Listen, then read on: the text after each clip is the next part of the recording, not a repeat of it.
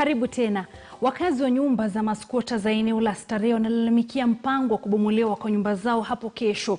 Familia 359 zinazoishi katika mtaa huo zilipokea notisi ya kuhama eneo hilo mwezi uliopita, ila serikali ikawaongezea muda hadi mwezi Machi mwaka ujao. Lakini sasa hofu ya kufurushwa kabla ya tarehe hiyo inawakodolea macho baada ya kampuni ya kusambaza umeme nchini Kenya Power kukata nyaya za umeme katika mtaa huo.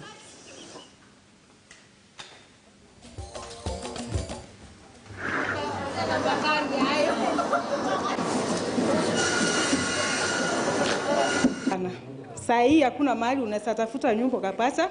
Saa hii hakuna mahali unaweza peleka hao watoto wakaenda wakakaa. Pesa zenyewe hata za kutafuta mahali unaenda kukaa, hata pesa zenyewe hatuna. Kwa hivyo serikali yetu ya Kenya ingeangalia watoto hapa ndani hatuchakataa kuhama. Lakini kwa sababu wakati wa corona wangetupatia time. Tulitaka serikali kama inaweza consider hawa watu, haswa President Uhuru Kenyatta, aangalia hawa watu wapewa kama 3-4 months.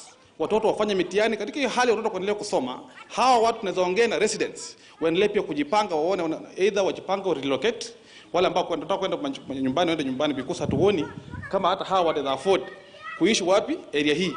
Na hawa watoto tukianza kuhama na wao hatujui mahali labda hiyo COVID-19 wataweza wakaipata.